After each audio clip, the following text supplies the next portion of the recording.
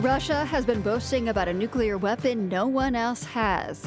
I think the Kremlin is exaggerating a little bit. It's an exotic weapon. It does have the ability to fly very long ranges for very long periods of time, but it's not invincible. Try telling that to Ukraine and its allies. I'm Carolyn Beeler. And I'm Marco Werman. Today, the new arms race. Also, it's been violent in the Sudanese city of el-Fasher, but in the past 48 hours, it's become unprecedented. We have never seen a level of killing happen so fast, at such scale, with such systematic intent. And in China, one man takes the fight to save his language and culture to kindergarten. That's all ahead today here on The World. This is The World. I'm Marco Werman. And I'm Carolyn Beeler. Thank you for coming along this Tuesday. The videos are hard to watch. I'm talking about the documentation circling online of attacks on civilians in the city of el-Fasher in Sudan's Darfur region. People begging for their lives, young men lined up in the dirt and shot. The atrocities are happening in broad daylight as Sudan's national military retreats from el-Fasher. The city has been under siege for more than 500 days. Now the militia known as the Rapid Support Forces, or RSF, is in control. And aid groups are reporting that revenge killings have begun. Those lucky enough to escape are fleeing on foot or piling into trailer trucks. Nathaniel Raymond is the director of the Humanitarian Research Lab at the Yale School of Public Health.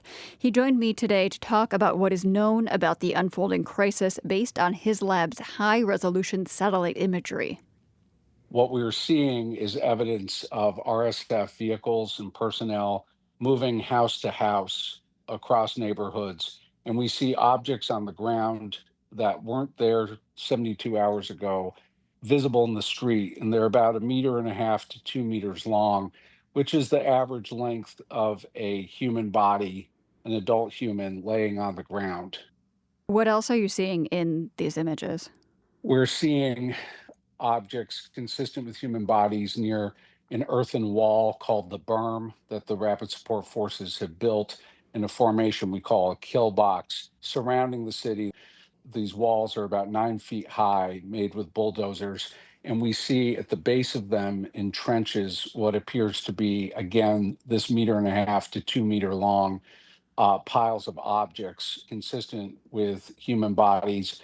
And we see piles of them near the berm, and then we also see them scattered on the approach to the wall, consistent with civilians as if they'd been shot while running by a sniper or by people on the ground. And so that berm has been built to try to prevent people from fleeing, even just civilians from fleeing this town. Yes, and we have documented the construction of the berm over the last more than 2 months, and we've watched them with bulldozers constructed on a daily basis. It now fully encircles the city. There are only 4 to 5 access points controlled by the Rapid Support Forces through which civilians could exit the berm. And is it your guess or understanding that all of these bodies that you're seeing are civilians, or are some of them fighters? The areas that we see Rapid Support Forces house-to-house clearance operations occurring within were areas that were known civilian refuges, primarily of Zagawa, Fur, and Berti tribal people who had been seeking refuge in these neighborhoods during the siege. You have been monitoring movements in el-Fasher for years. Is what you are seeing right now, the details that you have just outlined for us, is that a surprise? It is heartbreaking, and it's not surprising. In the summer of 2023, my team and I, then working with the U.S. Department of State, warned the United Nations Security Council in a private session that we were seeing activity by the Rapid Support Forces, which suggested an intent to put el-Fasher under siege, and if it was captured, to slaughter the people there. We then warned the U.S. government to the level of the U.S. National Security Council and the intelligence community that we thought el-Fasher would be under siege within months. We warned them again in the fall. For 18 months, my team and I, having left U.S. government service on Sudan, have independently at Yale been monitoring el-Fasher, producing almost one report a week for 18 months. This is the most accurately monitored mass atrocity with early warning, arguably in human history. People can say we couldn't act to stop it, but they can't say we didn't know. So, what could have been done differently to prevent this from getting to the point where it is now? Three things needed to happen. One is diplomatic and political and economic pressure on the Rapid Support Forces primary backer, which is the United Arab Emirates. During the siege, we could watch the sophistication, the quality, and the scale of the Rapid Support Forces weaponry change. At the start of the fight for el-Fasher, they didn't have drones. By the time el-Fasher fell, they had fixed-wing drones, suicide drones, quadcopter drones, and the ability to launch missiles from the air. Not only did the United States not put pressure on the UAE, under President Biden, it signed a major defense partnership with the UAE. The second thing that needed to happen is really a massive humanitarian surge to be able to access al-Fasher. The third thing that needed to happen, really at the end of the day, is a concerted effort to enforce UN Security Council Resolution 2736 from last summer, which mandated a ceasefire. It was great on paper, but it had no teeth. And now here we are.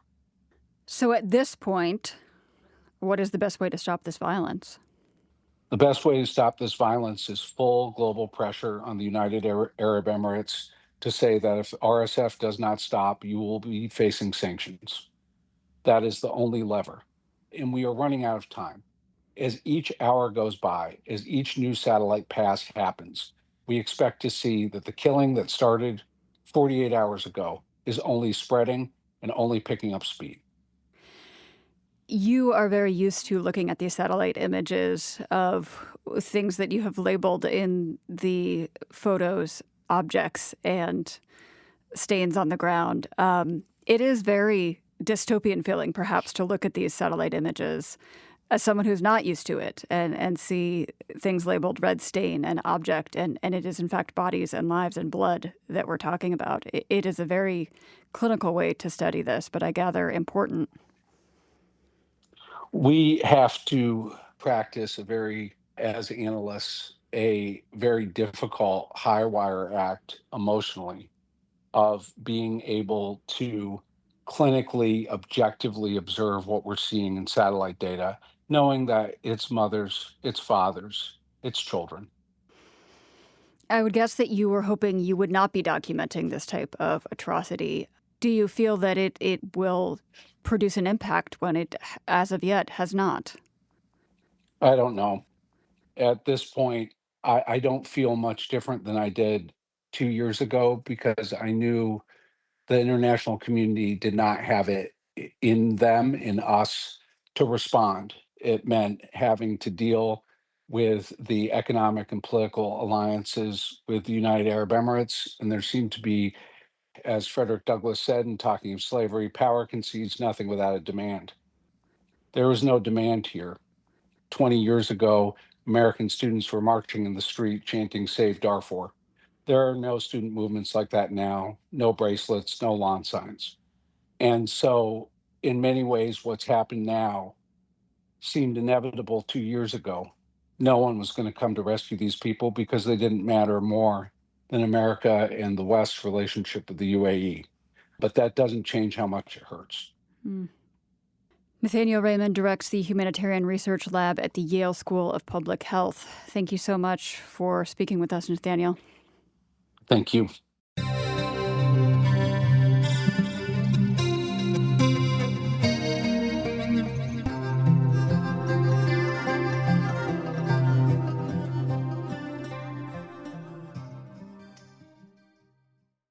In Russia, Vladimir Putin is touting a new long-range nuclear missile. It's called the Burevestnik. That is the Russian word for an ocean bird known for its ability to fly through storms. It's called a storm petrel. Putin announced on Sunday that the cruise missile had been tested successfully last week, flying for 15 hours straight across nearly 9,000 miles. As the world's Matthew Bell reports, the new weapon has to do with more than the war in Ukraine. In the video from Sunday, Vladimir Putin appears in a military uniform with a few top commanders. They talk about the war in Ukraine, and then Putin mentions the newly tested nuclear-powered cruise missile. The Burevestnik, Putin says, is a weapon that no other country in the world has. And at one point, he gives his army chief some instructions.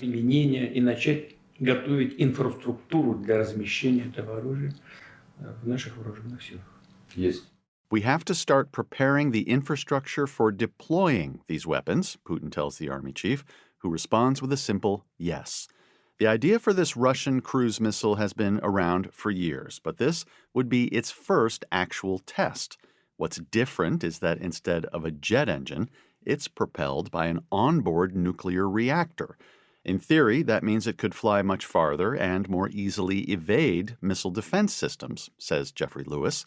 He's a weapons expert at Middlebury College. I think the Kremlin is exaggerating a little bit. It's an exotic weapon. It does have the ability to fly very long ranges or for very long periods of time. But it's not invincible. It's another step in an arms race to nowhere.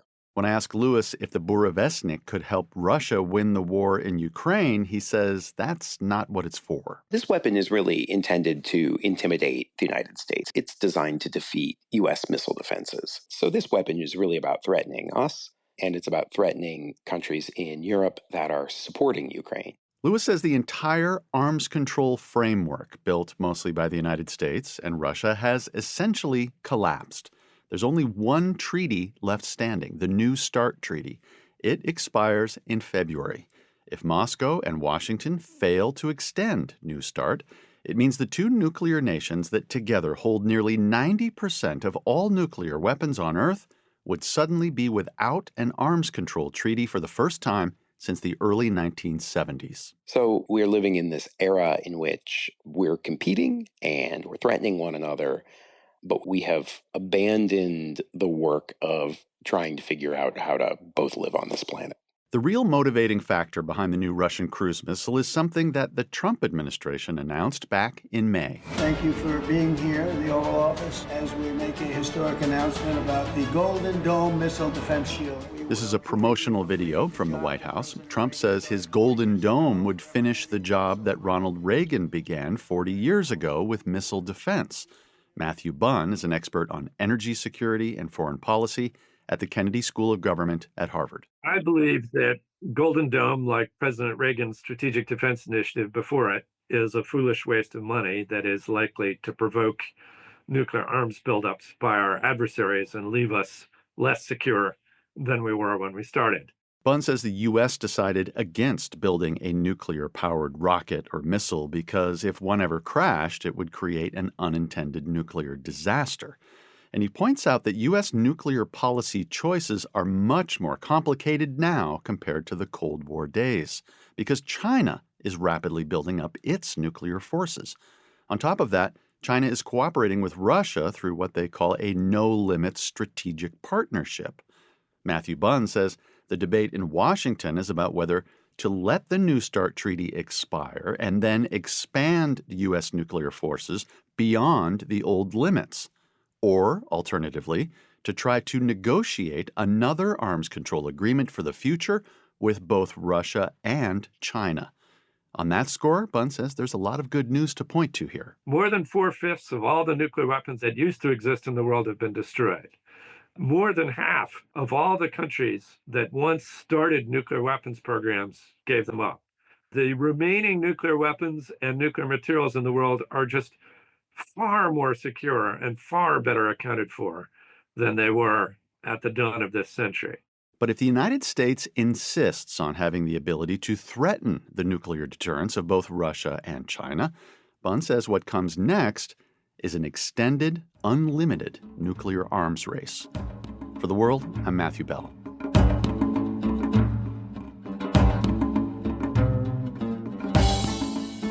You're listening to The World. This is The World. I'm Carolyn Beeler. And I'm Marco Werman. Hurricane Melissa made landfall in Jamaica shortly after noon today, Jamaica time. The Category 5 storm is one of the strongest Atlantic hurricanes ever recorded, and by far the largest to slam into the island. The storm has already caused casualties, and the death toll is likely to rise. Melissa brings both heavy rain and sustained winds of around 185 miles per hour. Gusts are reaching up to 220 miles per hour.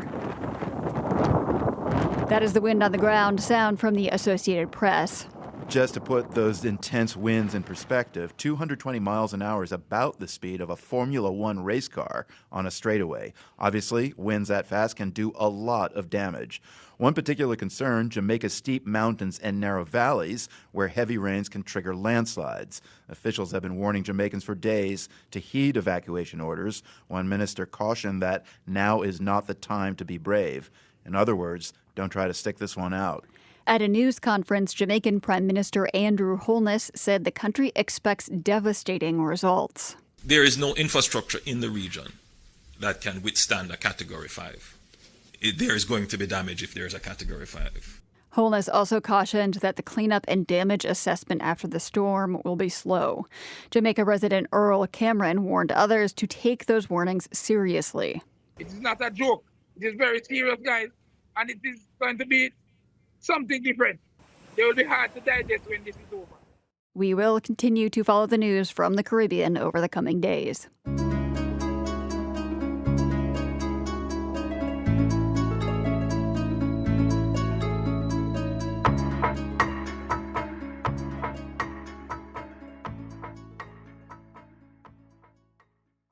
Here's some surprising news from the animal kingdom. It seems a tiny ant has turned the field of evolutionary biology on its head. I'm talking about a harvester ant in southern Europe that can do something long considered impossible. It can produce offspring of an entirely different species. The world's Jerry Haddon went to the French city of Montpellier to meet the biologist who made the discovery. There are a few requisites to qualify as a species, says evolutionary biologist Jonathan Pomiguier. But the most common one is that you member of the same species if you're two individuals with similar genetic and morphological features that can produce a fertile offspring. As in two pigs making a piglet. Pomiguier says members of different species can get together. Take the classic example of horse meets donkey. Sure, they can hybridize, but they don't produce a fertile offspring because they produce a mule. The mighty mule, strong but sterile. So for life to perpetuate itself, the theory goes, it needs species to stick with their own. Think Noah's Ark with all the world's animals embarking 2 by 2. Except now these little guys are saying, hang on. This is the sound of the harvester ant species Mesor ibericus chewing away on seeds. It wasn't their racket that first drew Pomiguier's attention. It was the DNA he found in the colony. DNA of 2 separate species. Pomiguier's taken me to his ant room in the University of Montpellier's biology department. The walls are lined with shelves where dozens of ant species crawl about in clear plastic tubs. When Pomiguier looked into why the Ibericus nest contained 2 different genomes, he discovered something unique about the queens. They're able to lay individuals that belong to different species, males of their own species and male of another species. 2 males, 2 species from the same queen. How? Well, the Ibericus queens have evolved to mate with their own kind and with males from another ant species called Mesostructor. Structor and Ibericus split from each other around 5 million years ago, which coincidentally, Pomiguier says, is when humans and chimpanzees separated. He says it makes for a good comparison. It will be like, let's say, a chimp that is able to produce human males, so they can mate with them to produce hybrid human chimp that will basically do all their tasks. In the ant's case, the hybrid Ibericus structor offspring become the workers, and like the mule, they're sterile. They gather all the food, feed the queens, but Pomiguier says something else is going on, something never seen before. So the particularity of this species is that in around 10% of eggs, there is just the DNA of the other species. It's just of the father. In other words, what hatches from those Ibericus eggs are perfect clones of the structor dad. When they grow up, they'll mate with new Ibericus queens, repeating the cycle. The stunning point is that they produce these clones and hybrid workers in some parts of Europe where Mesostructor doesn't even exist. Mesostructor colonies are not even present. Ibericus doesn't need to go find structor ant colonies for mating because, again, they're cloning structor males. This process, the successful, if convoluted interbreeding between species, has never been observed in living creatures, ever. Romiguier's findings were recently published in the journal Nature. I saw that and I emailed it to a colleague who's teaching an entomology course. And basically just said, check out this crazy thing that ants are doing. This is evolutionary biologist Dave Angelini, who chairs the biology department at Colby College. I mean, I don't know that this has ever been seen before. And so this is one of these really kind of mind-bending examples where one species is kind of exploiting another, but that boundary between exploitation and what the species really is kind of becomes blurred. The exploitation Angelini refers to goes both ways. Ibericus exploits the structor clones to make worker ants. Structor males exploit the queens to get cloned. Remove one of the two species from the colony, and all the ants die.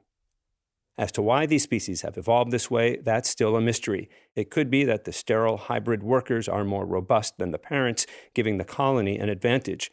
But beyond the why, does this enhance our understanding of evolution? Are there any practical takeaways, say, for reproductive therapies or medicine? It's too early to tell, but it is a good example of how natural selection is always more clever than we assume. For The World, I'm Jerry Haddon, Montpellier, France.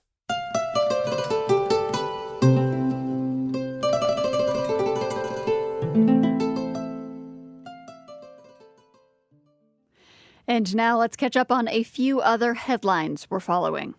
It's a classic mix-up, Julius Caesar versus Augustus Caesar. That distinction seems to have slid by some schools in Queensland, Australia, where seniors were taught the wrong curriculum. Schools were notified a year ago that Julius Caesar would be a topic for an ancient history exam to be administered tomorrow. Well, the kids are going to have a hard time. According to the Australian Broadcasting Corporation, Brisbane State High School mistakenly taught the wrong Caesar, Augustus. At least 7 other schools in the province made the same error. Regarding the cross-border TV commercial feud here in North America, Ontario Premier Doug Ford said the Ronald Reagan ad about tariffs was, quote, best ad I ever ran. The ad showed the former U.S. president listing the problems tariffs cause. Ontario paid for the ad to run during Games 1 and 2 of baseball's World Series for the matchup between Toronto and Los Angeles. The ad has since been pulled, but Ford says he made his point. That World Series, by the way, is shaping up to be one for the ages. Crazy, crazy, crazy, crazy is how Toronto Blue Jays pitcher Max Scherzer described last night's 18-inning game. 6 hours and 39 minutes after the first pitch, L.A. took the win. Another corker with Game 4 tonight. Get out the popcorn. And those are a few more headlines for you today.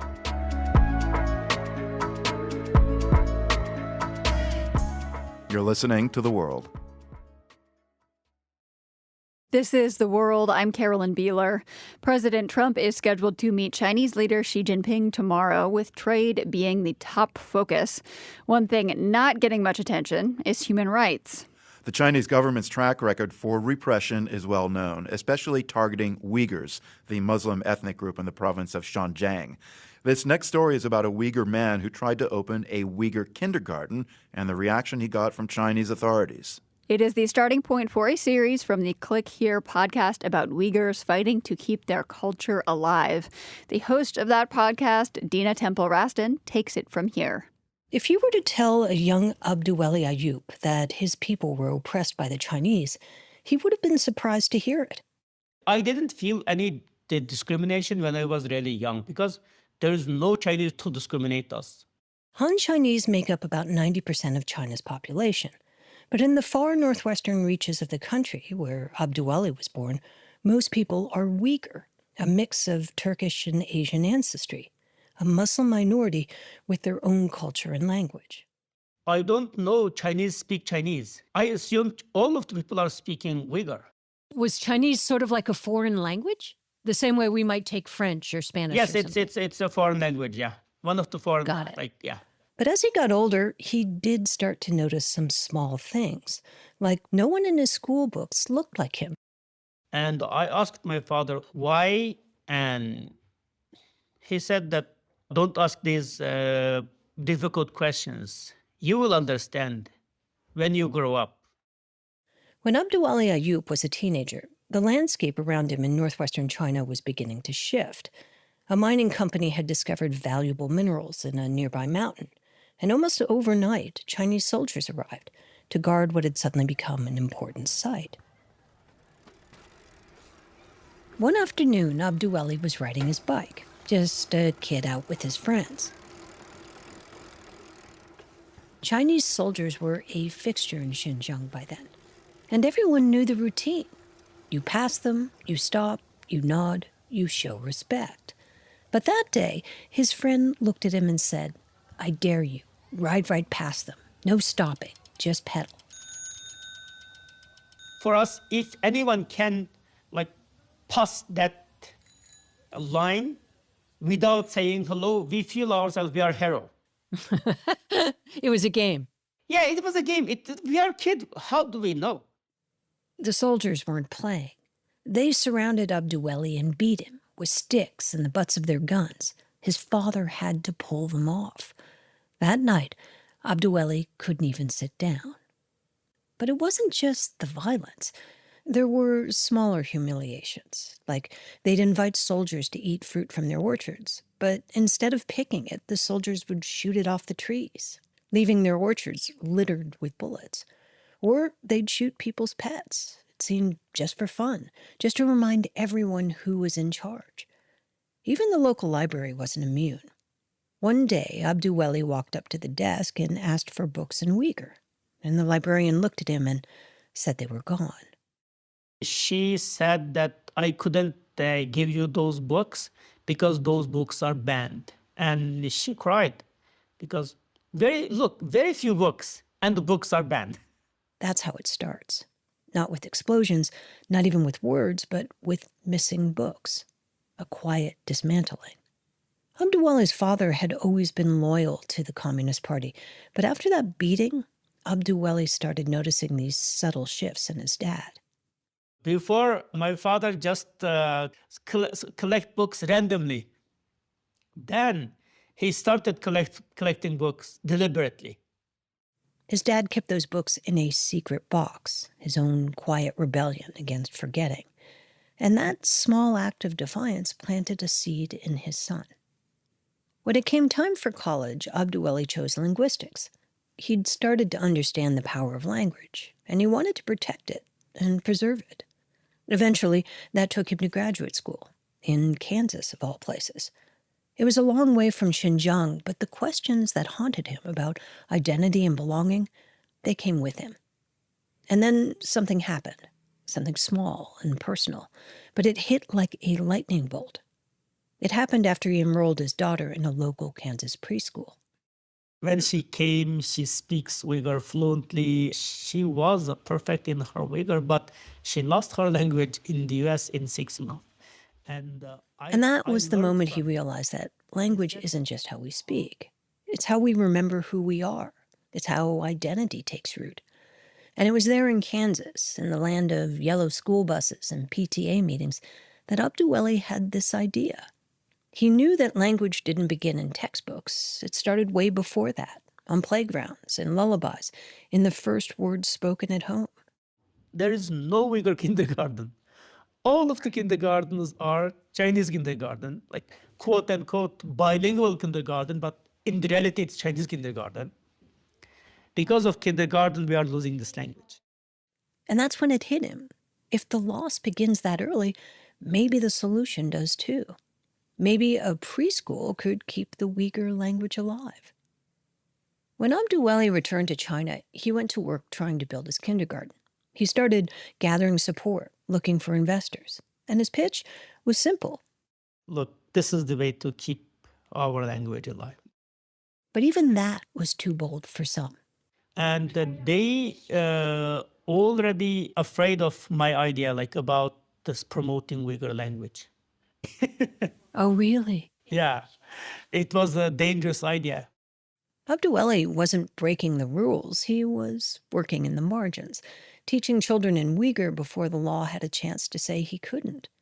The Mandarin language was mandatory in primary school, but for kindergartens, the rules weren't so clear.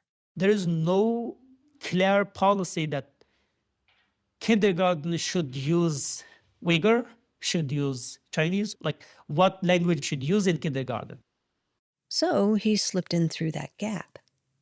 Finally, his brother took a chance on him and invested $80,000. And then, in another stroke of luck, a friend offered him a building for the school. Abduweli started recruiting, just 6 students to start. And with that, the first Uyghur language kindergarten was born. And they gave it a name that mattered. We call it Nurhan. Nur means light. Han means king. Light of king. It looked like any kindergarten, with nap time and snack time and then music time.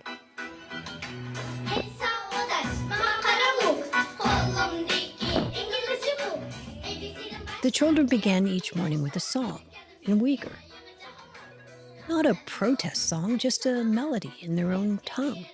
And for Abduweli, that was enough. He'd sit in the front row smiling, because this wasn't just music. This was language, alive and out loud.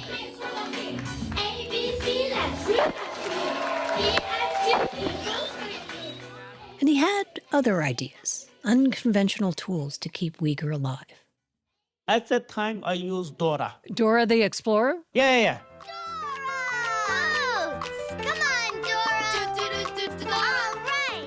Why I use Dora? Because there is an English part and there is a Spanish part, right? Right. The Spanish part I use Uyghur. Wow. You just dubbed it over. Yeah.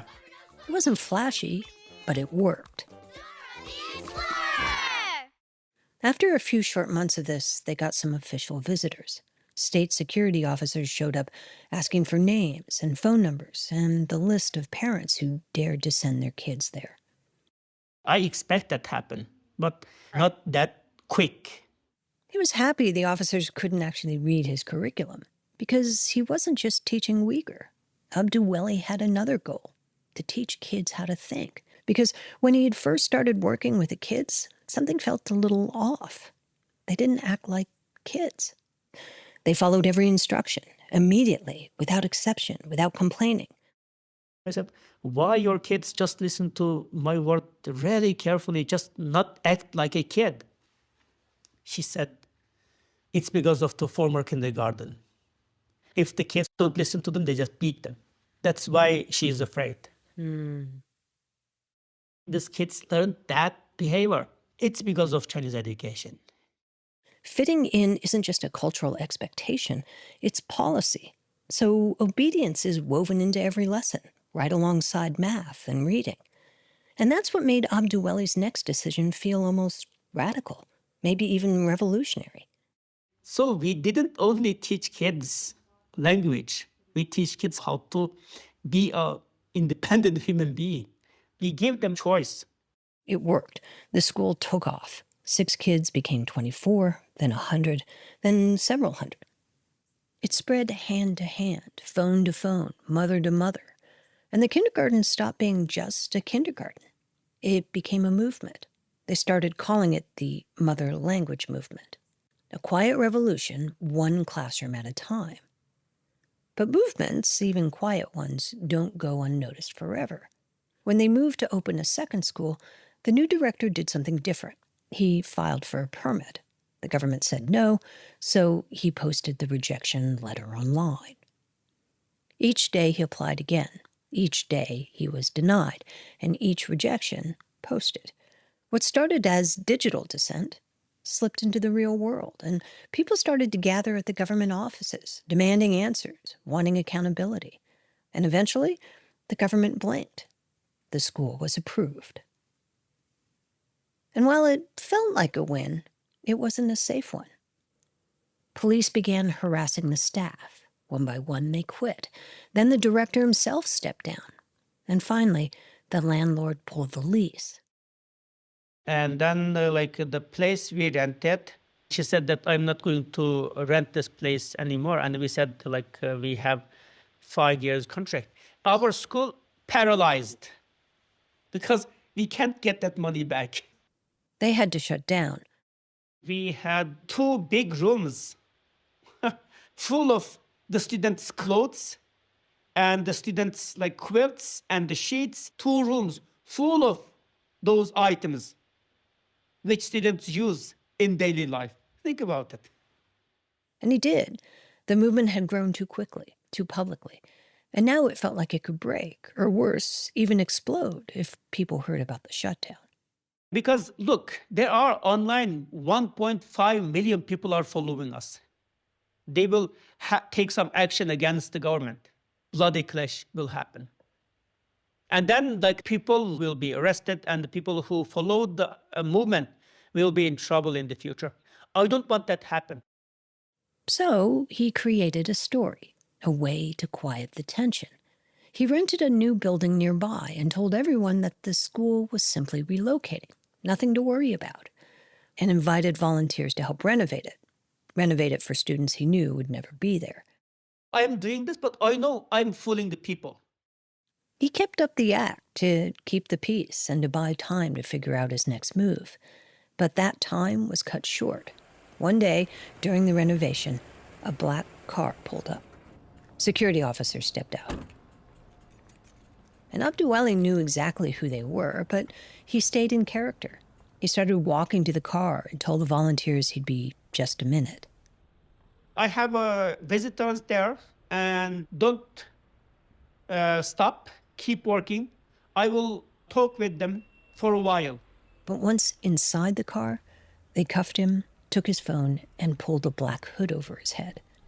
He'd been detained before, but this time, it felt different. I thought that this is like the ending. Like I thought maybe they will kill me. Abduwali wasn't just being questioned, he was about to be turned into an enemy of the state.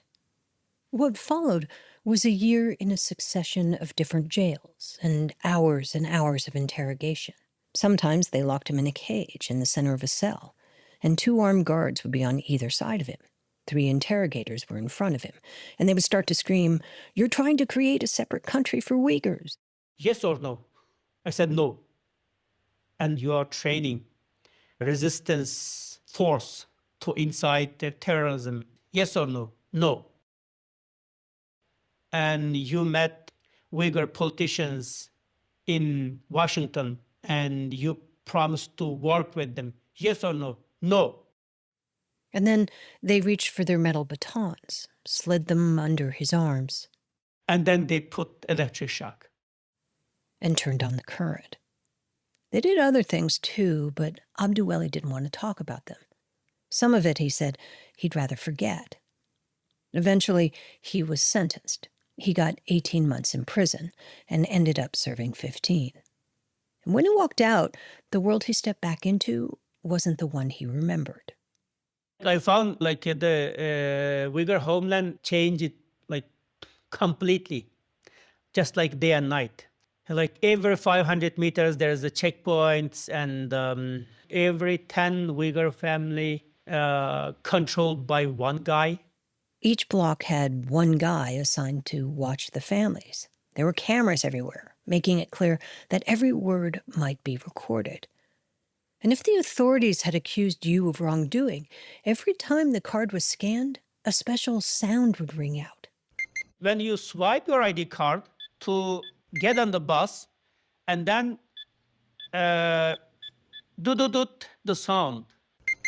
And with that sound came some limits. He couldn't get a job. He couldn't rent a house. He began to fear for his family's life.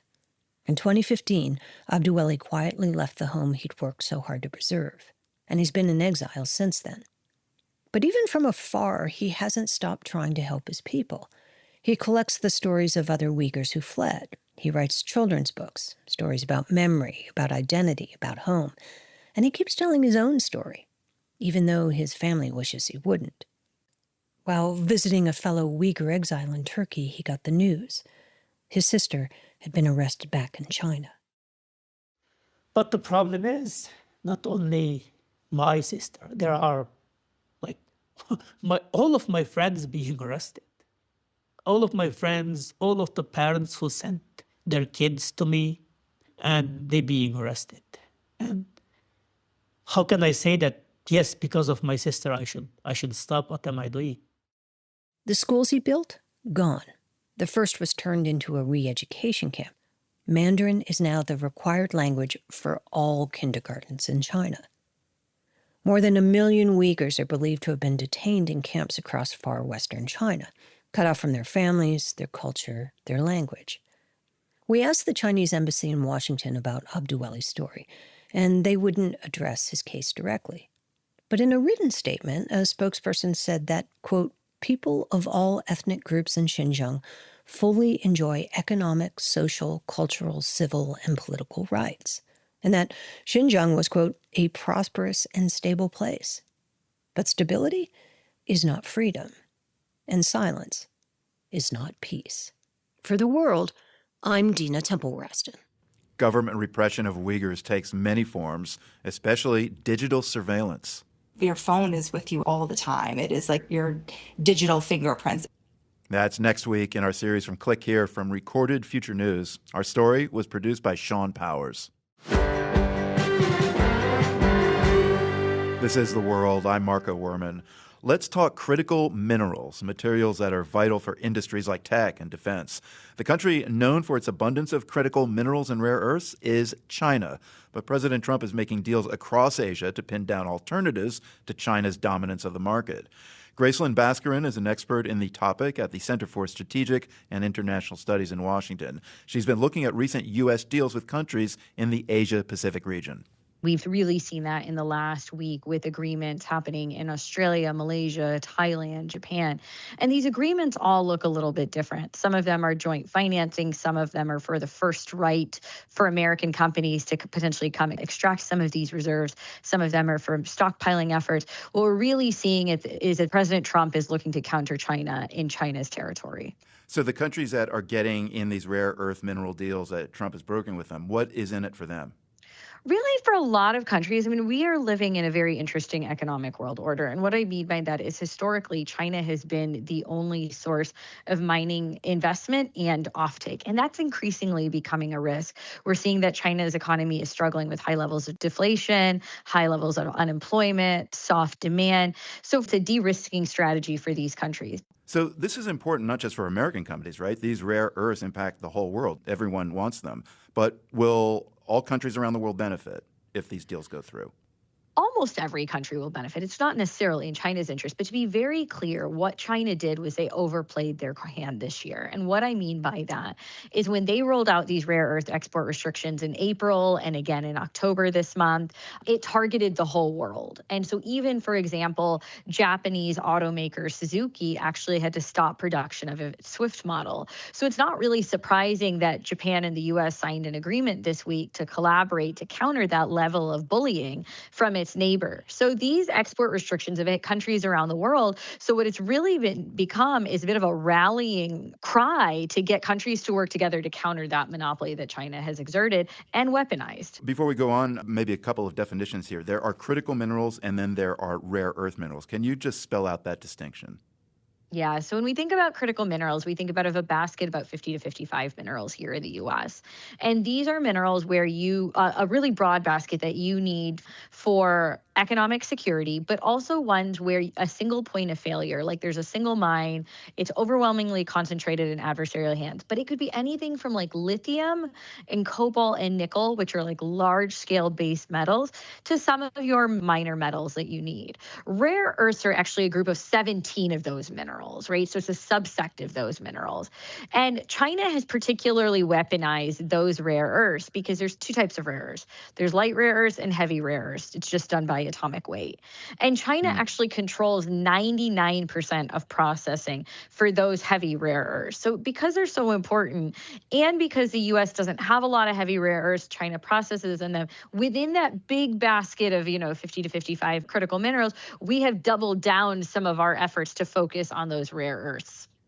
When China is processing all these rare earth minerals, what are they turning them into that the world wants so much?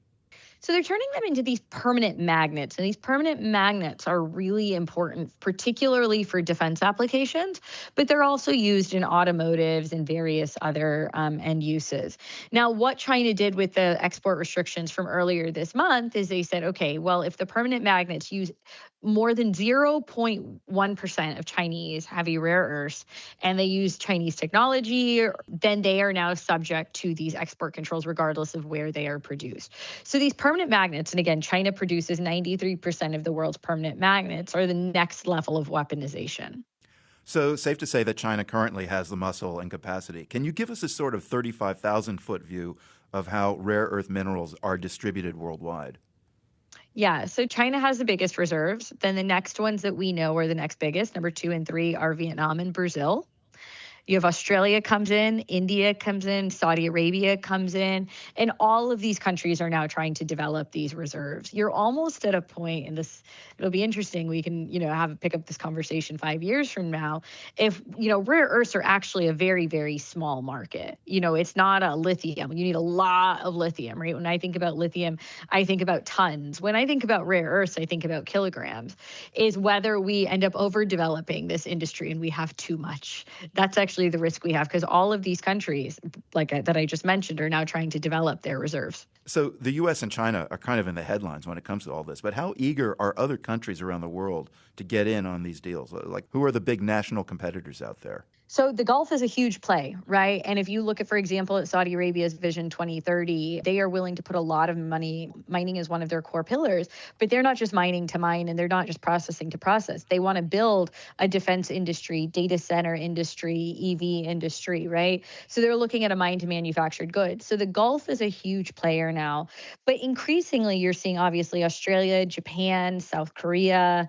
All of these countries are looking, because the reality is that the future is so materials intensive that if you don't have access to minerals, you will not be part of the future economy. When we think about things like AI and data centers, they are so deeply interlinked. So really you see some of these big capital heavy players coming, but everybody's trying to get a piece of the pie right now. So, Gracelyn, we're looking across the world at the demand for things like electric vehicles and high-tech gadgets, computing capacity, AI, things every country on Earth is using. When it comes to the extraction of these minerals and the deals around them, how much are the environmental costs being factored in? And in your opinion, how should they be factored in? One of the reasons we didn't develop a lot of these capabilities in the U.S. and in our allied countries over the last 20 years is there is certainly a negative environmental footprint. It emits a lot of waste, water, gases, and other forms of pollution. And we were really happy for it to be what we call not in my backyard, NIMBYism. So we were very happy for China to play the dominant in this space, but also absorb all of those negative environmental challenges. The reality is now we're learning to do this cleaner than we've ever been able to do it before. And that is really the beauty of research and development and innovation, is that I need less water. I can manage my environmental fallout better. But it is one of the trade-offs that we have in this world, is the environmental externalities of mining up against the tensions of needing to meet our security needs. Gracelyn Bascarin directs the Critical Minerals Security Program at the Center for Strategic and International Studies in Washington, D.C. She was explaining how the U.S. and others are trying to get access to critical minerals and rare earths without relying on China. The World is produced by GBH and PRX, broadcasting weekdays from the Nan and Bill Harris studio in Boston and from the Department of Communication at UC San Diego. Find us online anytime at theworld.org and find our original reporting on YouTube. Be sure to subscribe to our new channel there. I'm Carolyn Beeler. And I'm Marco Werman. Join us right back here tomorrow. The World is supported by the Carnegie Corporation of New York, working to reduce political polarization through philanthropic support for education, democracy, and peace. More information at carnegie.org. By the John D. and Catherine T. MacArthur Foundation, committed to building a more just, verdant, and peaceful world. macfound.org. And by FJC, a foundation of philanthropic funds serving the nonprofit sector with donor-advised funds, fiscal sponsorship, bridge lending, and more. FJC.org. The World's theme music is composed by Ned Porter. The World is a co-production of GBH Boston and PRX. More information at theworld.org.